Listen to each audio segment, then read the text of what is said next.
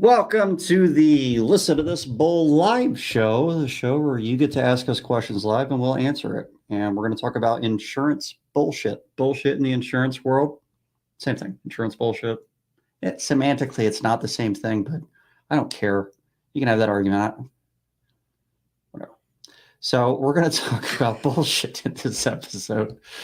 I don't know if Remington's going to be on. He is on vacation. I aspire one day to take as many vacations as Remington takes. One day, maybe I'll be there. But that dude is on vacation like 4 times a year.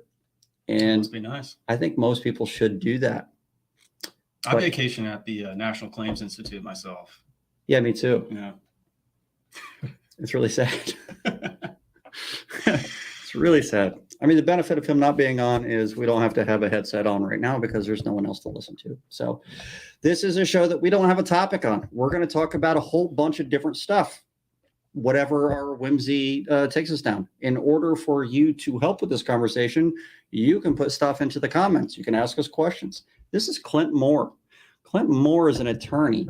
Clint Moore has taken more NCI classes than anybody else as well, which means he probably knows some shit. Just a little bit, yeah. Yeah. So it's pretty cool. And he's been on here before. We talked about the more recent Florida special session bill recently. Dude knows his shit. So if you have some questions pertaining to Florida law, you're only part of Florida, right? Yeah, correct. Pertaining to Florida law, he's your man. I'm probably going to ask him a bunch of questions pertaining to law anyways we go through this. But please put questions or comments or tell us about some bullshit you've dealt with in the recent history into the comments, and then we can discuss those things. So without further ado, I shall play our intro.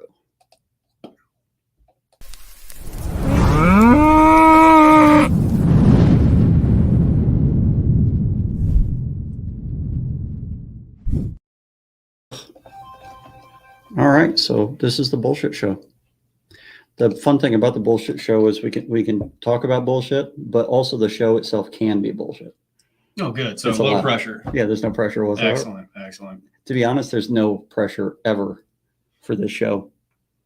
Ever. Good, because I didn't prepare for today, so. Oh, I never do. Yeah. that's true. It's got to be better than the background music at the hotel from last week. Oh, God. Dude, if you guys watched last week's episode, I apologize. That was a rough thing. I had such weird issues. I could hear one of the two people on, and the one person was clear and the other person was not. And then I couldn't get the audio to come out of certain speakers, so I had to play it over my phone on speakerphone and then talk through my mic, but I couldn't get my speakerphone close to the mic, so I couldn't hold up the whole time. That was a nightmare. On top of all that, we set up for like half hour, 45 minutes, getting it ready. It was ready to go.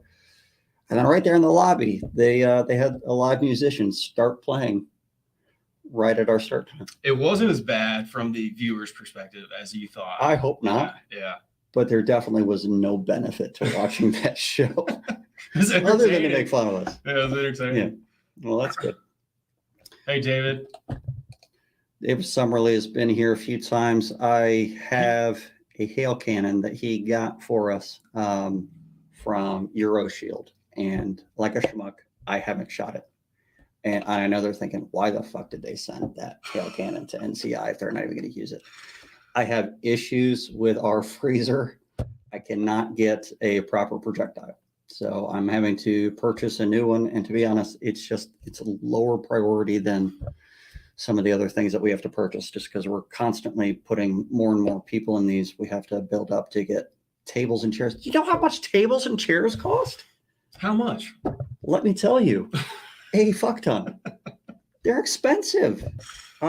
Like just tables for one classroom, we're looking at like $7,000 for tables. For tables? Oh, if I want something nicer than the plastic, outdoor picnic like tables. Sounds like a great contents claim.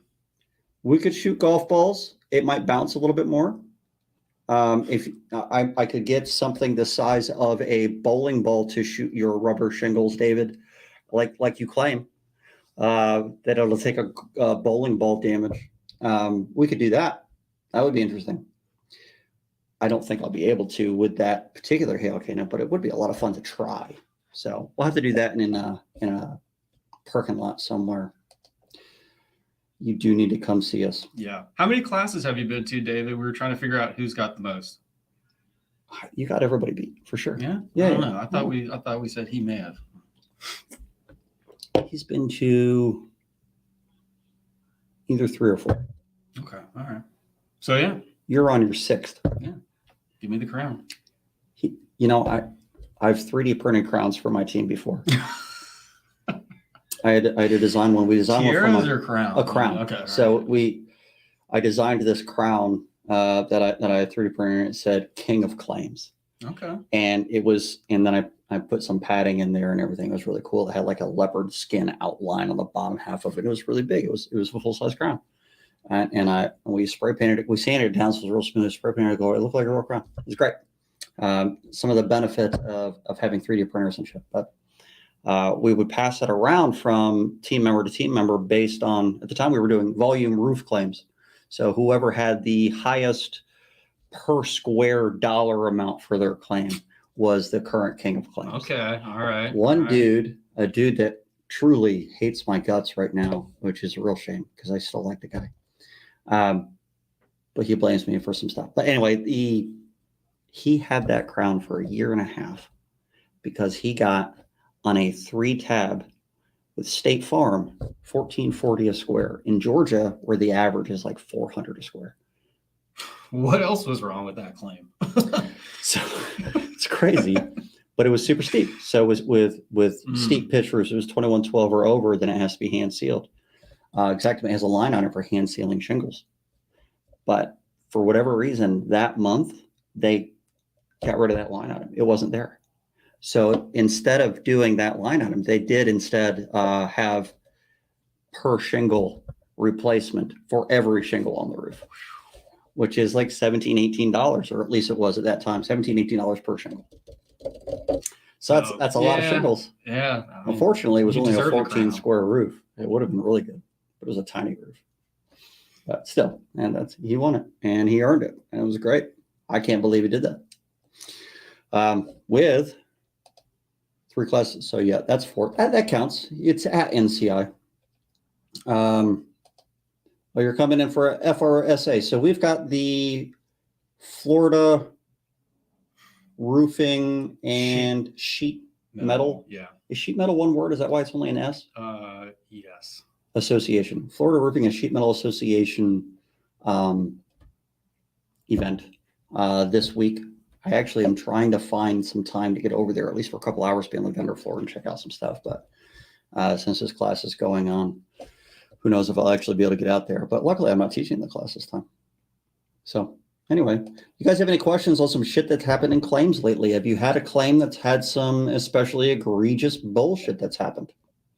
Have you done anything especially egregiously bullshit? Is anybody willing to call themselves out? Yeah. Free legal advice. Freely. Shush. If you're not in Florida, it doesn't count because he's only a Bard in Florida, so he can't. Yeah. Disclaimer: don't rely on my advice. Yeah, there you go. We were talking about fraud earlier today and the components of fraud and whether or not bad faith is itself fraud.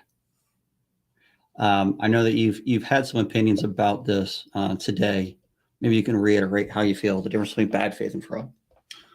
Well, so I think what we had arrived at in our conversation was not all fraud is, well, all fraud is bad faith, but not all bad faith is going to be fraud. There are different ways you can commit faith or bad faith by, other acts that aren't necessarily fraud. But anytime that you actually commit a fraudulent act in the insurance claim arena, or that's gonna establish bad faith, just sort of, in common law. That was a bad answer. Do you want to start over? I can hit stop and re-record. Oh shit! No, no, we can't do that. Not all bad faith is fraud. All fraud is going to be bad faith in the insurance context. That was the word I was. So they're not mutually exclusive, but Correct. it isn't bilateral. So you've got the difference between bad faith then and fraud is that bad faith doesn't necessarily have the intent behind it. Is that your take, or is it? I think it's going to be pretty hard for a carrier to unintentionally commit bad faith. Right. But so just when we're talking about fraud has a couple of specific elements that sort of set it aside from something like a misrepresentation. Fraud is going to have to be something where the person would, just naturally sort of rely on that statement as it is. It can't be something that's, some out in left field promise that no one would reasonably expect to happen. So you can't have somebody in a position and say, oh, this is going to give you something that's just, I think the example we were given is if your house is destroyed, this policy will rebuild a Disney World on your property. I mean, obviously no one is going to be able to reasonably rely on that. Other things that have to occur in a fraud claim, other elements are there has to be an injury to the person. There has to be a material fact that's being misrepresented. So something that's small and inconsequential, even though you caught them on it, may not actually be fraudulent, because it's not material to whatever claim or cause of action you're talking about. See, everything you've just said, it screams also bad faith to me. And it's hard to establish the differences. I know it would be harder to accuse someone of fraud than bad faith, though. So there's got to be something very specifically there. Well, so I'll try to use another example. Okay. So like a carrier could fail to do something, and that could be bad faith. Like maybe they intentionally don't adjust a portion of a particular loss. Like they adjust coverage A, but they don't adjust coverage C. Okay. They could fail to do something, and that could be bad faith if they're, it's brought to their attention. They weren't necessarily having an eye towards coverage, but was it the intent to underpay that caused that? Right. It could just be you had an incompetent adjuster, or the third party that they hired to go inspect didn't do a thorough job, and they didn't mean to, they didn't deny your claim on purpose or fail to adjust it on purpose, but nonetheless, you were denied benefits that you paid for, and there was that even bad faith? That doesn't even sound like bad faith.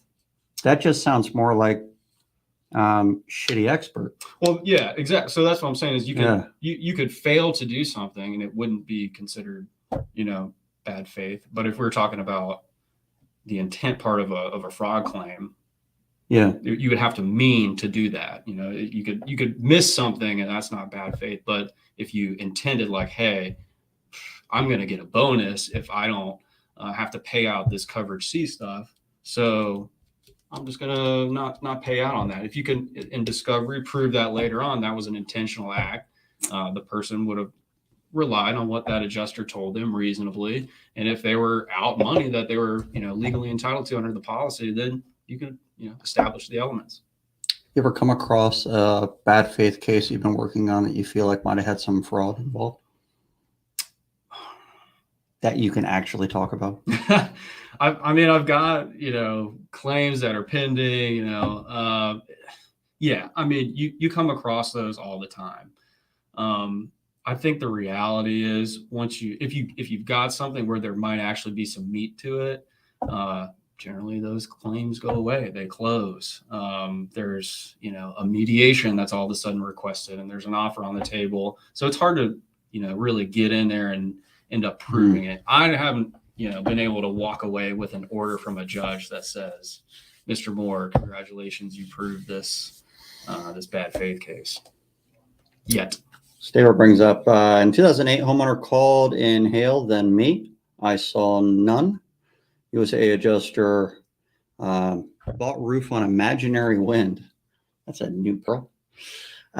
Because a competitor called in a bunch of likely fake wind claims throughout the street. Is that fraud?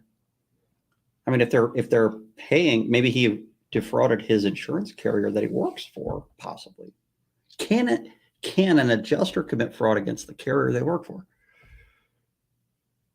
Yeah. Yeah, I don't see why they couldn't. I mean, let's say they're adjusting like a family member's claim or Ooh, yeah. something, or even not even a Yeah. family member, some other like arm's length, yeah, Would it have to absolutely. benefit them personally for it to be fraud?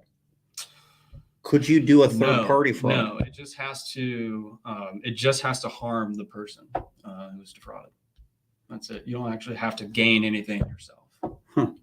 So an insurance adjuster could commit insurance fraud just by paying for a claim that they shouldn't have paid for, if they intentionally paid for imaginary wind Yep. that they knew wasn't there. And let's say, and the carrier said, tell me about this claim, and then they made some affirmative statement that was intended for their carrier to rely on to make that determination. There totally was wind. Absolutely, Mr. Manager.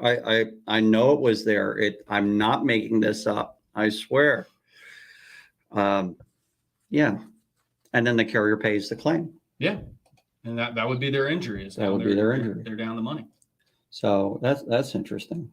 I don't know of any time where a carrier has, although, I mean, there's always some kind of a bulletin in different states where they catch somebody doing insurance fraud, and every now and then there's an insurance adjuster or insurance agent that is committing fraud, but it's never against the policyholder, it doesn't seem like. So maybe they really are. I mean, they're doing it against their own insurance company or something, usually is what they get caught doing. Some kind of insurance fraud. They thought that since they were working inside, maybe they understand how this works and then get away with some shit. Right. That's usually what it is. Those shysters. Yeah. All right. There was a class that you took of mine where we had a discussion about preferred contractors, preferred vendors coming in, and whether or not the work authorization form could be considered a valid contract. Do you remember that discussion? Yeah, I do. And you and I had a little bit of a difference there. You thought that they would be considered a valid contract, and I really want it not to be true. So I was stretching as much as possible to support my position. But I wouldn't mind bringing that conversation back up just because I thought it was interesting. Yeah, let's do it, because I'm a little fuzzy on the details, but so let me give you a premise. Sure. If an insurance carrier has a right to repair or a managed repair option available in the policy, all right, and let's say it's an option for the hell of it, and so the carrier or the policyholder accepts the option, and the policy says that they're the ones that hire the contractor and that the carrier is not liable for the work of the contract. That's what the policy states. But then the carrier gets a specific contractor involved. That contractor goes out, has the policyholder sign a work authorization with nothing else written on it. It's just a blank work authorization, no specific dollar amount, nothing along those lines. The carrier pays that contractor directly once the contractor sends them a finalized invoice that the policyholder never sees. Who hired the contractor? And if the carrier hired the contractor, even though the policy says otherwise, would they be liable for any improper work? It's interesting. I think that the order of the way things happen is going to be pretty important. I mean, so for there to be a contract, there has to be some sort of assent between the parties, and an offer and acceptance, and then something given in consideration. So, if the contract, the insurance policy is the contract that we're talking about, and the benefit that you get from the contract is getting the work done, and the carrier has said, hey, this is covered, and we're providing the contractor who's going to do the benefit. I'm not sure then if you sign a work authorization, I don't think that actually is going to create a new contract. I may have changed my position then if maybe I didn't fully plan out the scenario for you the last time. Yeah, it could have been a little confused. This is a scenario that I've come across several times as a public adjuster myself, and I know it's a big problem in Florida with a lot of the managed repair options that are out there. But even if it's an option, often the contractor doesn't present a legitimate contract. They present a work authorization, just sign off, say, yeah, we're going to start work on this date, sign off saying you're allowing us to do work. But it isn't a contract that actually establishes what work they're going to perform. And then the policyholder never signs a check They never even see how much is being paid to this contractor. So if the money isn't the policyholders going to that contractor, if they're not the middleman that is paying off, then it really is it the benefits of the policyholder going to them, or is it the carrier that's hiring them? Or is it the contractor who is liable because they should have provided a contract to the policyholder and failed to, and still provides a buffer or insulation for the carrier from being liable for them? Just because they failed to do something doesn't necessarily mean that the carrier hired them. I don't know. Yeah, it can get pretty complicated pretty quick. I mean, I think one big question is like, what are you getting? What is the consideration in the work authorization if you're already guaranteed to get the work done? Well, we don't even know what the work is going to be. So if that work authorization doesn't really spell out what work is going to be performed, then I feel like it's a worse argument for them. Sometimes I can tell you this, I have often had trouble getting the carrier to release how much was paid to those contractors. They won't tell you? Even though the policyholder hired the contractor. How do you know how far into the policy limits you've gone with that contractor? And sometimes this happens on claims where you're getting very close to the policy limits. So you kind of need to know where you're at. Sure. And they still often will not provide that information. So if it's not the policyholders hiring the contractor, why wouldn't they do that? Do you see any reason why they wouldn't? Does that change your mind? Does that really sound more and more like they're the ones that hired the contractor? You know, that's what I'm saying. I think the order of things is going to be pretty part and parcel to this. Yeah. Yeah, I see your point though. That's interesting. I think if you were to push back on the contractor saying like, I'm not going to sign the work order, where would they go? Would they go to the carrier and say, hey, sorry, we're not going to do this? Or is there some sort of a agreement that between them where they have to do the work, you know? If they say, I'm not going to sign a work order unless you give me a valid contract to sign first, or to see you to know what work you're performing, it's definitely might be on the onus of the policyholder to be able to ask that kind of a question, maybe. But really, that contractor should know if they're going to do work on someone's property, and they're the ones that are being hired by the policyholder, that they should have a contract with that policyholder. And if they fail to do that, is that an issue for the carrier? Is the carrier liable for any of those poor decisions from the contractor?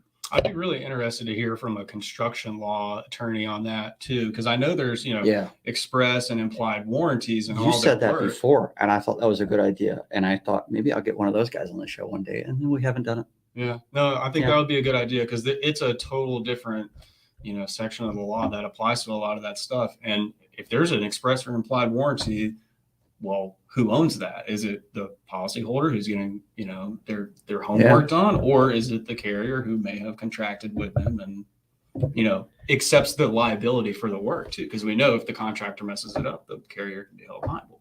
If you're listening to this show and you happen to know a construction contract lawyer, is that type of construction law, usually construction law. Yeah. If you happen to know a lawyer that is in construction law, don't make the assumption that we've already found a person, because it's likely everybody else made that assumption and still hasn't given us a name. If you happen to know someone in that arena that'd be willing to talk to us, please reach out to us. You can reach out to my email address, Mathew, spelled with only one T, at listentothisbull.com. Send me a contact. I'd love to reach out to that person and get an answer for this. This could help a lot of people that are dealing with managed repair and for vendors and all that fun stuff. Layden's got a question. On a fire loss I'm working, State Farm has their contractor and said they would back them with a 5-year warranty. Interesting. Okay, so there's an optional repair possibility there. Usually when there's an option, there's some kind of a benefit or enticement for the policyholder in order to induce them hiring their preferred vendor so that the carrier can save money. So if State Farm is offering a warranty to back up their work, I don't know why you would not want to jump on that if State Farm is actually going to be liable for it. I can tell you, every time I've had a preferred vendor involved, the job, it was terrible. I'm not saying that's true of every preferred vendor, but I mean, it's inherent in the system. Talking about bullshit in the insurance world, the carriers have contracts with preferred vendors that set how they estimate, how a third party is supposed to estimate something and perform work. And they're required to give discounts a lot of times. And so not only are they limiting the scope of work that has to be performed, they're also requiring them to give a specific discount over their normal customary pricing. In order to do that, you'd have to cut some corners in order to make money and stay in business. Yeah. I mean, think about it. Like, in what world do you pay less money, have all the work done by somebody else, and get a good result?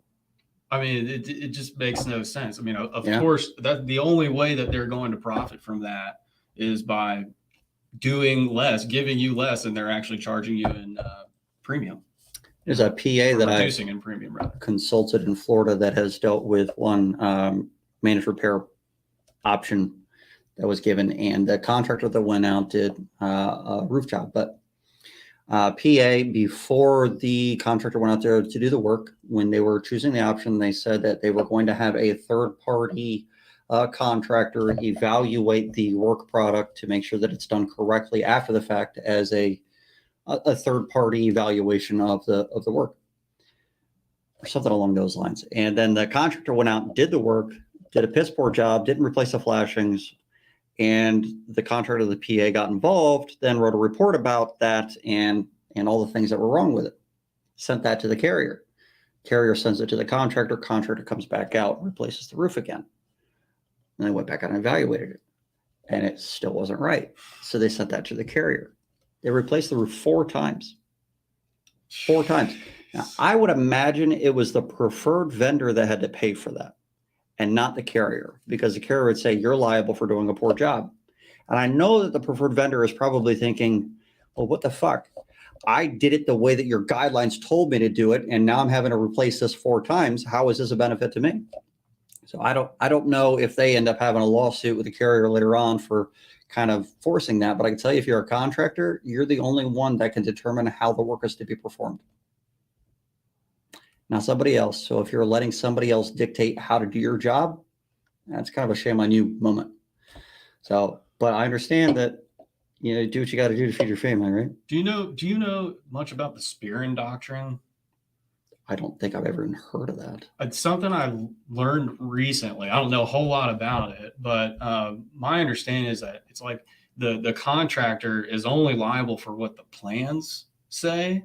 So I wonder if that would apply to the carriers too, where it's like, look, if you're telling me these are the... Well, that's architectural plans, though, I would assume, right? So you have an architect that's designing this project. Whoever that design is on, they are liable for the outcome of that design. So the contractor would only be liable for their portion that they're hired for that design. But if we're talking about a roof replacement and the carrier says something, carrier's not an architect, they're not an engineer, they can't design a project. Yeah, okay. So I don't think that it would really apply. But I'm just inferring that off the top of my head. Laney says he met with that contractor on that fire loss, and he has a really good name. One of the first he felt comfortable with actually handling the job. If State Farm is going to warranty it for 5 years, I don't see any drawback for the policyholder. I definitely see drawback for a contractor that might have been involved in the thing already. But if in Layden's a PA, so maybe there isn't a contractor involved in it. Maybe there is.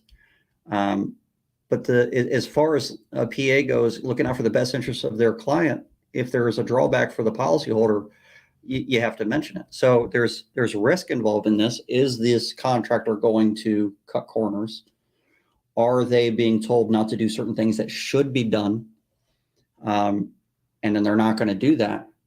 But if you could evaluate that should have been done and it hasn't been, and there's a problem after the fact, if State Farm is going to warranty it for 5 years, assuming that they actually honor the warranty, maybe that's a whole nother story, because we're talking about a company that has been employing the McKinsey model for the last 1.5 years, 2 years. So maybe they'll apply the same deal to their warranty issues. I'd like to see what that warranty says, and if there's a breach of the warranty, if it's some liquidated damages clause, for $1,000, then what good is it? If they're going, that's a very good point. If they're going to provide a warranty is basically a policy. You need to be able to see the policy language. And are they going to have this policy given to the policy holder, or is this a warranty that they give to the contractor that's supposed to pass it on? That's a good question. I didn't think about that. Yeah, Layden, get on that. Might get that in writing. Good call. Hey, Javier, let's talk stucco and replacement of entire elevations. What's your position on how to get stucco bought cover for roof replacement? All right, so if stucco is on the entire wall and there happens to be some sidewalls with some flashing involved, so let's start with the roof. The roof gets approved to be replaced. And in order to replace that roof properly, you have to replace the flashings, and the flashings go behind the stucco.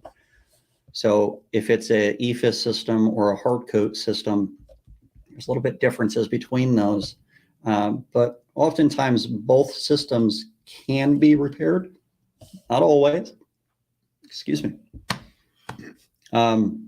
If the system can be repaired, and it might be a good idea for you to get a stucco guy to go out there and evaluate that.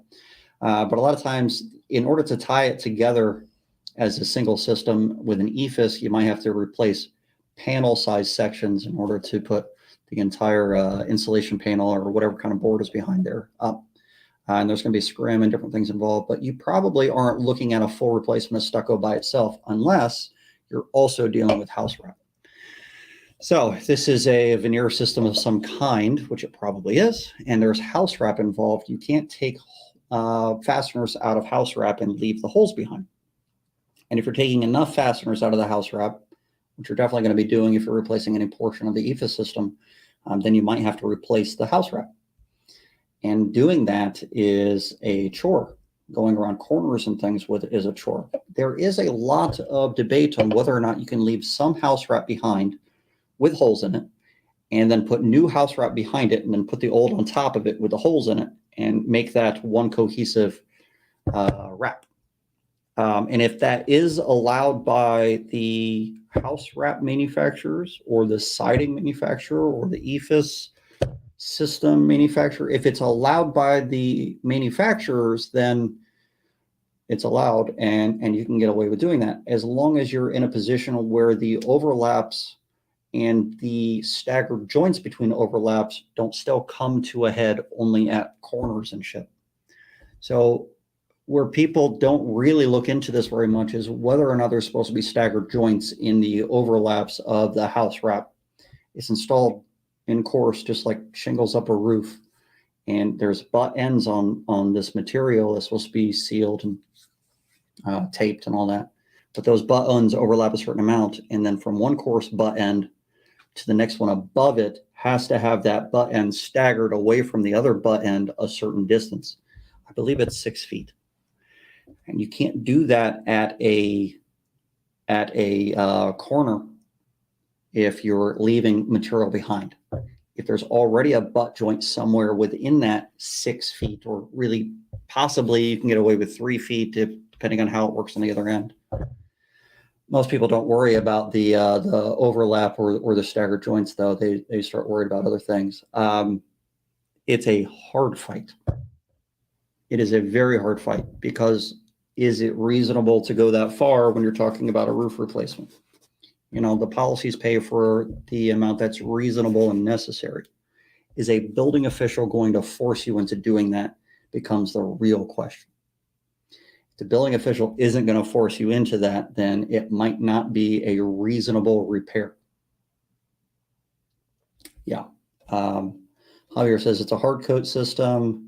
IRC and IECC requires drainage and double felt type 1 around corners. ASTM D226 is a type of felt. As house wrap. If a building official is going to get behind this for you, then you can continue forward. Hard coat itself can be portions of it can be taken out and new portions put in. The house wrap behind those portions would need to be replaced. The question is whether or not the building official is going to force you to. Building officials, they don't want to say you can't do something very often, because they don't want to tell people they can't make repairs of their own home. it's not good for their constituents. And sometimes a building official is a elected position, and in a lot of places it's not. It might be appointed by an elected official. But either way, you're talking about putting people in a situation where they can't make their own DIY repairs to their own properties if they are sticklers about certain things. This house wrap is one of those stickler issues, because from a technical standpoint, if you were to take off a very small area of siding, you might have to take it all off to replace all the house wrap the way that the code is written. Is that reasonable? I don't know. If you're complying with code. I mean, if you're complying 100% with code, then every claim would be nearly a total loss. And there's a happy medium somewhere in there. Do your client a favor and find out what their wishes are. If they just want to get out of this loss scenario and just get back to living their life, and they don't care about replacing all their hard coat suddenly because the rest of it's fine. They just want to paint. They don't care if the house wrap is completely replaced all around. As long as it isn't going to leak, they're going to be happy enough. Then there's things that you can do with tapes and stuff that would be sufficient according to the building officials and the material guys that I've spoken with. Not in every case. If you've got hail damage involved in the hard coat, you probably have some hail damage to the hard coat itself anyway, and then you can do a lot more. How about areas that are dry and humid climate zone? Client wants all of it. You still have to be reasonable and necessary. So you're going to have to prove the reason that it needs to be done. And in order to prove that, you might have to prove that the building official is going to say that this is what's required. So maybe put together a permit for doing a portion of it and see if it gets rejected.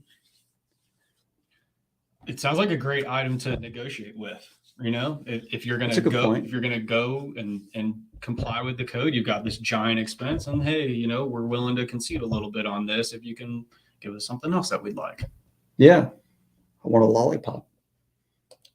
We can get that done. That sounded like a weird sexual code word. On second thought, we can't get that done. I was just the word that came off the top of my head. Just want you guys to know that, in case that turns out to be a weird sexual code word. I found out the other day that pizza slice was a code word. Pizza slice? Yeah. A slice of pizza. We're going down a weird rabbit hole here. Yeah. That's another one, actually, rabbit hole. Yeah. Is it? Shit, I use that one all the time. That's not good.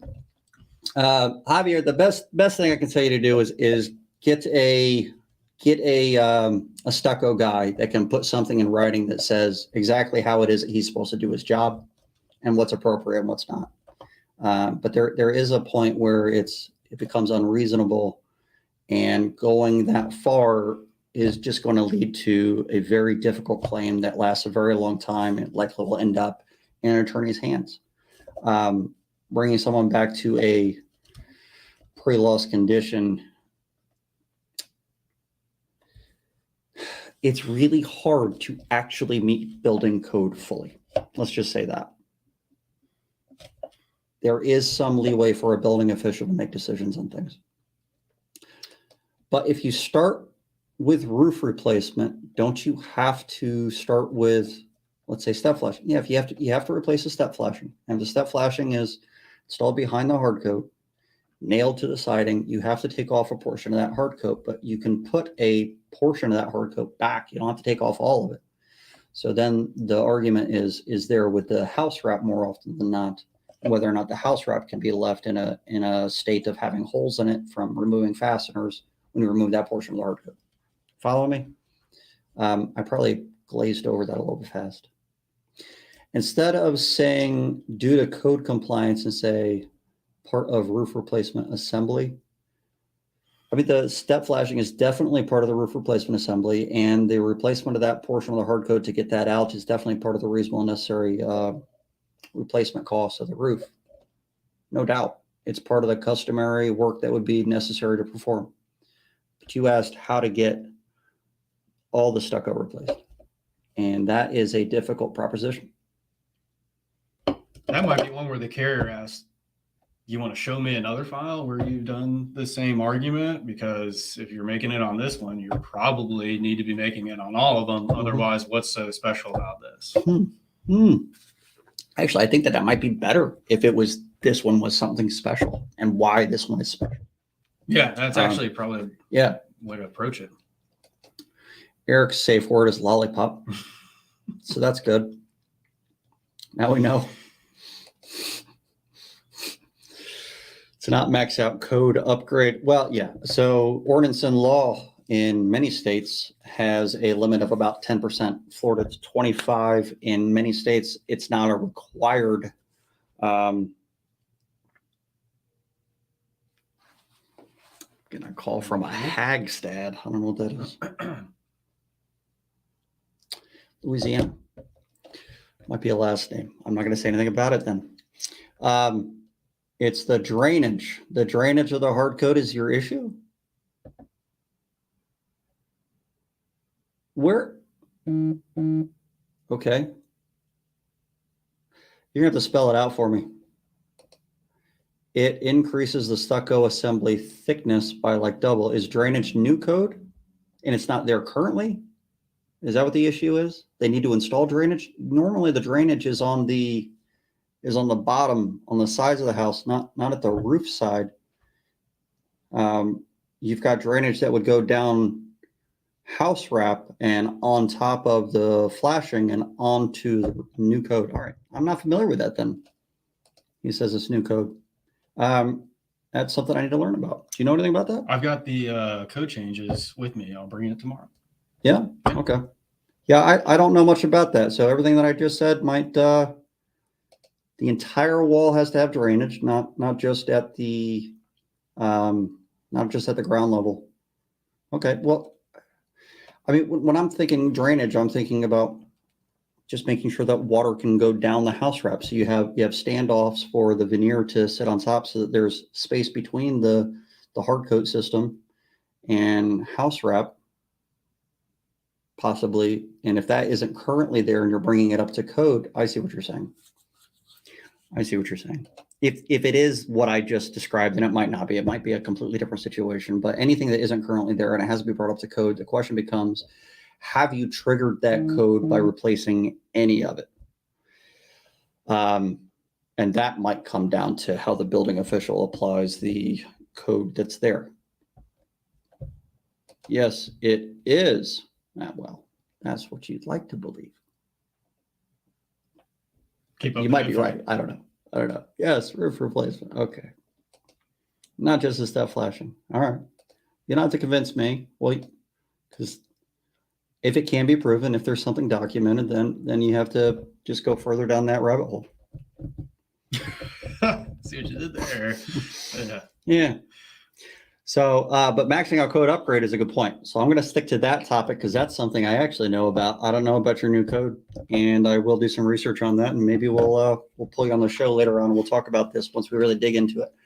But as far as maxing out code goes, oftentimes there is an argument to be made about whether or not something needs to be brought up to code. Let me ask you this. If in Florida, there's the matching clauses that are statutory. So it's a law, an ordinance. It's a law. If you are replacing 25% of the roof because that's the portion that's damaged, and the reason you're replacing the rest of the roof is because you are adhering to that law, does all of that fall under ordinance and law? Well, first off, let's get rid of the 25% because it doesn't exist anymore. Right. But let's just stick with as a premise because that's the stuff that we're still dealing with at the moment. Yeah, no, sure. Yeah, absolutely. eventually absolutely. We will. If half of it needs to be replaced, will the other half be upgraded as a result? Is that your question? If the reason they're replacing the other half is because of a statutory law like that, should that be ordinance and law? Or should that fall under coverage A? That's going to be coverage A before it hits the limits, correct? Because that's going to come after that. So there's policies that work the way that you just said. There's policies that don't necessarily have to exhaust coverage A first. Okay. So it depends on the policy and the specific language, but there's more policies out there that don't need to exhaust coverage A before ordinance and law. Ordinance and law is just a separate coverage. And the way that they write that in, they'll say how we pay for a covered loss, and they describe how they pay for RCV, and they'll say that they don't insure for ordinance and law in RCV of coverage A at all. So if they never pay for any of that as a part of coverage A, then it has to be alongside coverage A when they pay for it. But then there's policies, and it's a lot of commercial policies more than anything else, where coverage A gets exhausted before this additional insurance kicks in of ordinance and law. So I don't think that that's the majority of claims today, but there are definitely policies you'll come across here and there. So I've been wondering this because matching clauses and things in other states, they generally don't get put under ordinance and law. And I've always wondered why the carriers don't. And because it seems like it would be an easy thing for them to do to say, well, we're going to put this under ordinance and law coverage because matching, the reason we're replacing this is matching, because that's what you said. We have to match this material. And so you're claiming that we have to replace this because it's a law. Well, if that's the reason that it's happening, then that sounds like it should fall under an ordinance and law. Sure. I mean, for that given reason, that would make sense. There might be additional reasons that you're ignoring. And I wonder if they are hesitant to rely on, on ordinance and law coverage for paying that kind of stuff in fear of opening up floodgates for other types of arguments. So if you are going to open up that as ordinance and law, and there's definitely a floodgate of arguments we can have on that kind of a thing, but as far as if it was to fall under ordinance and law, we're talking about maybe half a roof, maybe even more. If we have 5 damaged shingles and the rest of it is going to be replaced because of a matching statute, if they were to put all of that under ordinance and law, and there's only a 10% limit in the policy, you're going to hit that limit. That's not necessarily a great thing for a policyholder. If the replacement of the roof is due to matching only, then that increase is caused by the enforcement of that law. I think that there's probably so many other ways to guarantee a replacement. You'd have to make that argument, though. I know it's easy in many states that have matching laws for a contractor or a public adjuster to just say, we have to match other materials. And so they use that argument first in the matching states. And at some point, it stops working for them, and the policies start writing out matching anyway, and then they have a big issue, and then they start calling me up, and they're asking me how to do stuff without using matching. And there's plenty of places to go. But it surprises me that carriers don't put things under ordinance and law. They try so many other things. Why don't they try that?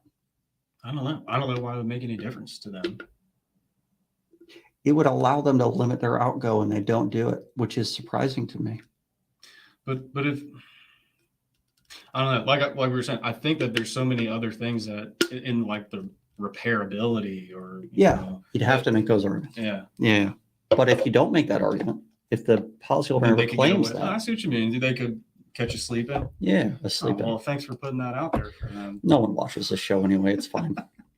Big rabbit hole size thumbs up. If a municipality adopts an older version of IRC code, does a newer IRC code apply? No, I don't think so. No. The state of Georgia has state mandated codes, and then the municipalities are allowed to alter Chapter 1 and add different things in there. But the whole state has adopted. For years, we were on IRC 2015, even though the 2018 had come out. We didn't adopt 2018 until recently, and now the 2021 is out.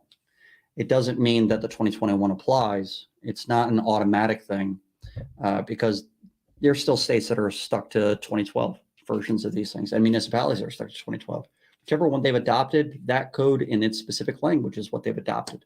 If there's new language in the newer code, it doesn't automatically apply now. I would still make the argument, though, right? I mean, if they're not using the most up-to-date stuff, at a minimum, it's persuasive if it's not binding to them. And who knows? I mean, if something were to go wrong because of the code that they're following that was addressed in the new code, perhaps on down the line there's some sort of liability, for the municipality. All right, so I mean, we're really, Well, no, this is interesting. So we had a conversation similar to what I'm about to bring up right now. If you have a loss and during the negotiations of that loss, it happens on January 1st, and in July 1st, the state adopts a new code that has something that wasn't there before. And you're still in the process of negotiating. You haven't made any repairs yet, but now when you make repairs, you have to apply that July code because the code now exists before making repairs. But the loss didn't have that code at the time of loss. And the way that most ordinance and law language works, it's whatever is there at the time of loss. So would the building ordinance and law actually apply to something that becomes code in July? But that language would have already existed prior to July. It just goes into effect in July. So if there is a date where it goes into effect as far as the building official goes, that would be one argument. But to say that it's persuasive and needed to be applied prior to, especially if we're trying to get someone to pay for an upgrade on something, I would love to see how that argument works out. I think I'm leaning more towards a no in my head on how that would actually apply. I don't think it would end up being covered. But if you could make the argument that it's actually going to save the carrier money in some way because the code will reduce the risk for that property, reduce hazards or what have you, maybe there's an argument there. I don't know. That would be interesting. I'm surprised you had that, but I'm glad you did because it made me think a little bit harder about the idea. Is there something there? If you're treating it like case law, then having something be persuasive makes sense. Can building code be considered persuasive from one area to the next? I mean, if it's just something that your client wants or the policyholder wants, can't hurt to at least try and Yeah, but they always want stuff, don't they? I just been don't abandon it, Don't abandon You should call Clint. He's willing. There is also new code for increase in exterior insulation to protect against thermal bridging throughout the studs. All right, so if that's there, there's going to be probably a bulletin put out. If it's a new code, there's probably a bulletin put out by the city or the state or the municipality that talks about how they're going to apply the new code for new building construction. More often than not, whenever something major change has come out, they'll have some kind of bulletin that talks about that kind of a thing. I would start at your Department of Community Affairs or something along those lines, or the city's website. See if there's anything that's published that you can find in there, a PDF of some kind from the building department or Department of Community Affairs. They might have something along those lines. Thermal bridging through the studs. So you'd have more insulation on top of the studs so that so insulation between studs has different R value than the studs themselves. So you have insulation that might be R19 and then the stud, which might be R4, and then R19 and then R4. And the thermal bridging would be the point at where the thermal energy would be able to transfer easier or faster. Thermal bridging can occur from damage. By the way, you can create thermal bridging issues when you damage materials. Hail causes thermal bridging on roof structures pretty often. Although we don't talk about the R value of shingles and things, there technically can be an argument made about the R value of the shingles and thermal bridging created just by granule loss if you really wanted to go down some fun rabbit holes. But flat roofing with insulation that gets damaged with paper facing and things like that, if it's heavy enough, the damage can go all the way through and create a thermal bridging area. It's an interesting topic, thermal bridging. I should do a video on that one day soon. But yeah, that's a good point. If there is something there, the city or the state, they're going to have something probably in writing. If it's a new code that's that big, would it be wise? Jack O. Avoid. Trying to avoid. Whatever. Avoid stating, oh, it's code upgrade. Definitely worth avoiding saying code sometimes. This is one of those pariah words. Don't say code. Don't say matching. What was it in class today? Mold. Don't say mold. Brittle test. Don't say brittle. What else can we say? Don't say zippering. Zippering, yeah. Don't say bad faith. Don't say, what else? Don't say, I'm going to get Matt Mulholland involved if you don't pay for this shit. Although I hear that's effective. It pisses me off, though, because I don't get paid for that. Effective or not, schmucks. Don't say, that's pretty much it. But you don't want to say code or code upgrade or building code upgrade because you're telling the adjuster that there's a policy provision. So it's a red flag in their mind. They're going to go, oh, well, there's a policy provision on that. And they can start trying to apply that policy. The problem with the whole code language is that there's overlap of coverage. There's coverage A that covers building code for the items that are already there.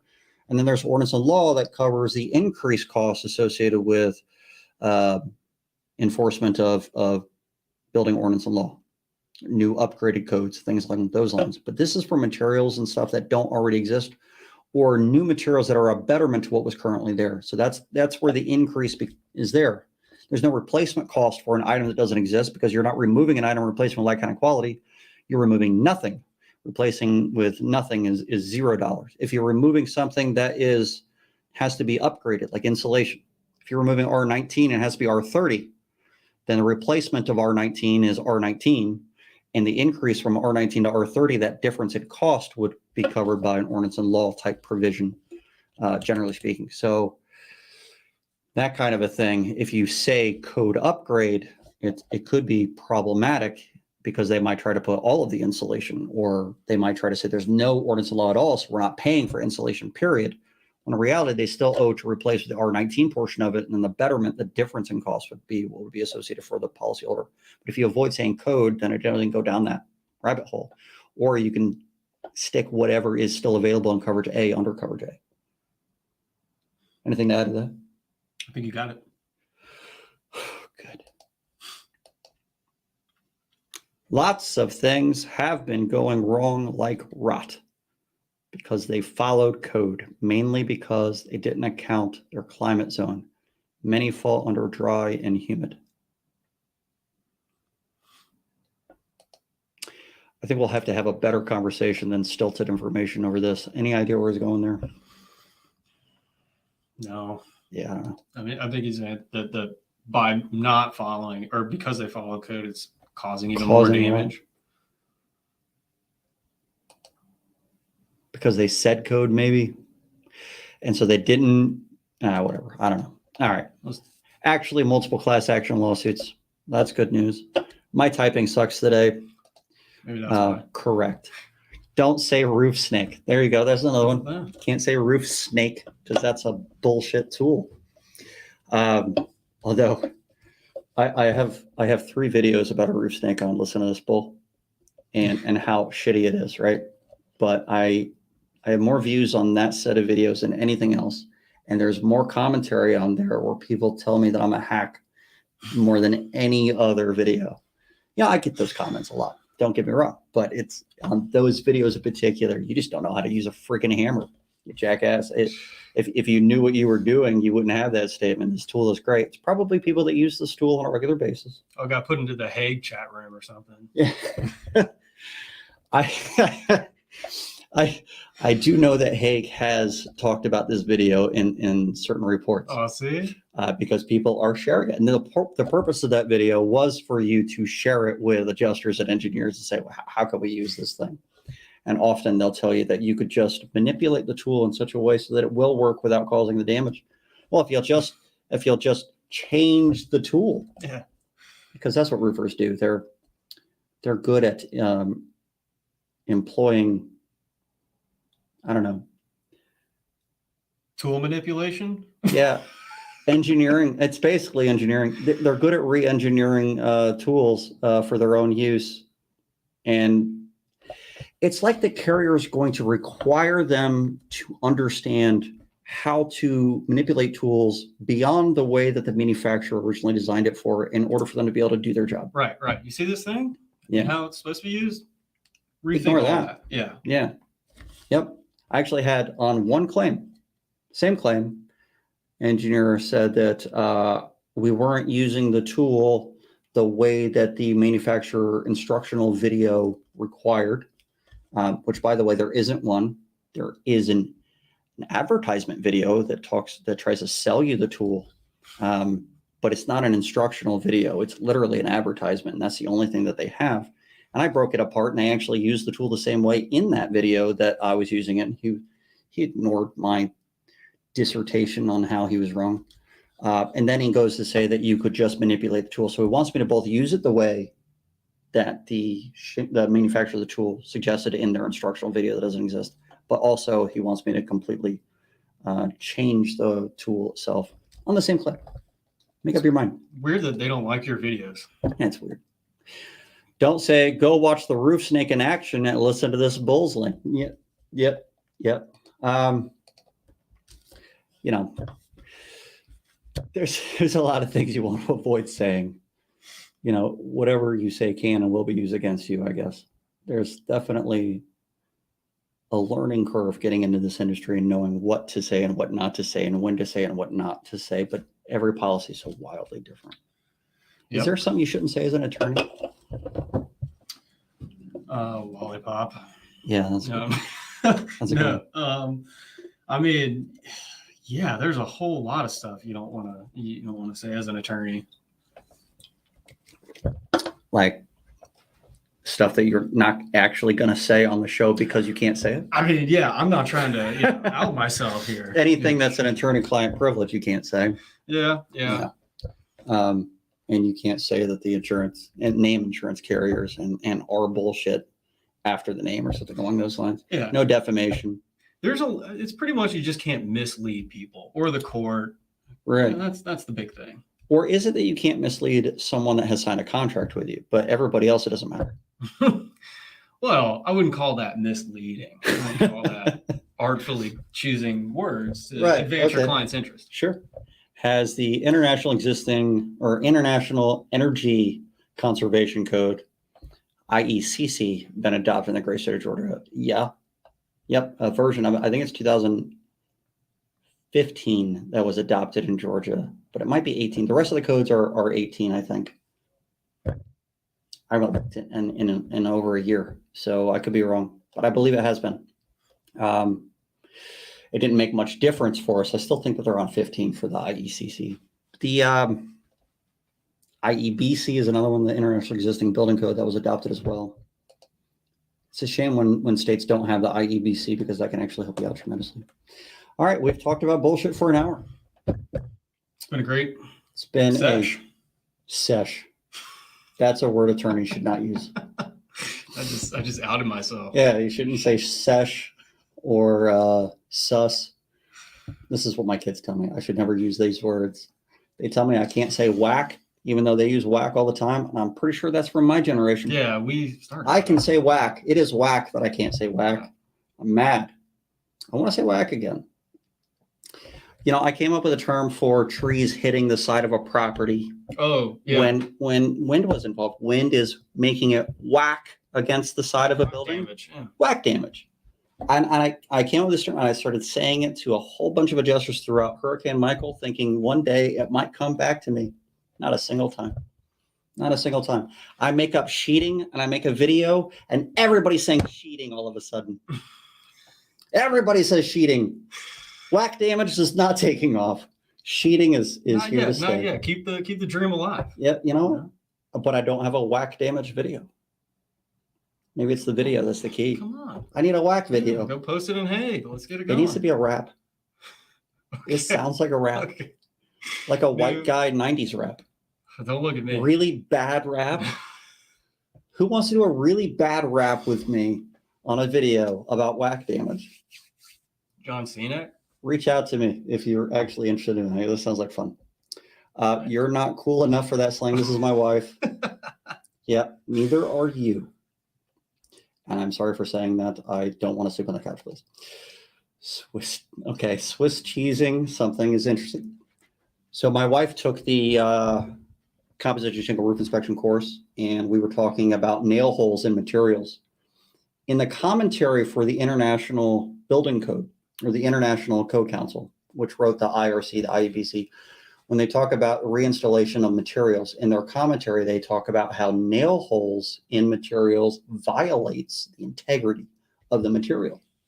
So taking nails out of a asphalt shingle and then reinstalling it somewhere else and putting new nails in could violate the integrity of the material. Mm-hmm. You won't see that in the actual building code, but it's in the commentary if you pay for the premium access to it, which I highly recommend you do.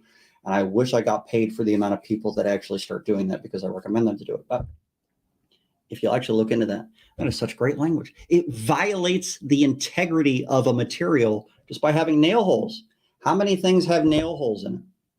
After you take a nail out, can you put a nail back in without violating the integrity of it? What about decking? Taking nails out of that and putting new nails in when you install roofs violates the integrity. It sounds egregious. It sounds like rape. Oh, it kind of does. Violates sounds really strong. It's aggressive. Yeah. Yeah. That's another word you should not say. Yeah, Rape. I'm not touching that one. Yeah. See, you won't even. I've been told I can't say it. There's actually a joke in there, but You can't say it though. Yeah. Thanks to Matt and Clint for being a great guest, and wonderful to hear no piano music for this show. I appreciate it, Eric. I also am happy there's no pianos in here. it's very kind. Yeah, thank you. Mm-hmm. Mm-hmm. That was a shit show. God, that was rough. All right. Little bit of house maintenance. If you guys like this show, we really need your help in maintaining our equipment and stuff. We don't get paid for this. You can do that by either making donations on our website at listentothisbull.com. You can make donations through our Patreon, patreon.com/L2TB, L number 2 TB. That's listen to this bull with the number 2 instead of a T. Or to purchase a shirt on there. There's some fun shirts on our website. All of those things help out the show so that we can have nice cameras, good audio, less pianos, and lollipops. Better guess. Better guests. Yeah. Clint's like the bottom. I'm getting a shirt. I'm getting a t-shirt myself. So that's fantastic. Yeah. You might be the first one. Shouldn't have said that. Not even kidding. I don't know why anyone was. Hey, so they're great there. In a couple of weeks, we'll have Steve Badger on the show. We ended up postponing his episode so that Remington could be on there. But Steve Badger will be on, and we're going to discuss a lot of different things, but mostly we're going to really get down into appraisal language and how amount of loss and scope differ from each other, which is a really big topic. And I'm really curious to see what his take on that is, and I'm really going to attempt not to get into an argument with him. Yeah, that's going to be a great one. I'm looking forward to that. I'll definitely tune in. You want to see my face the whole time? You're just going to stare at me? I recommend that you guys literally watch that one live. Yeah, you should. Yeah, it'd be good. Maybe we can watch your face go crazy through the window over here. Just like that could be fun. Anyway, now Steve Badger's a good sport about that kind of stuff, so I'm glad that he's going to be on the show. But that's not next week. I think that's the week after next. I forget who we have next week. God, I'm a failure. All right. Lollipop and all that kind of stuff. So I'll see you guys next Tuesday at 6 p.m. Eastern. Thanks again, Clint. Yep. Thank you.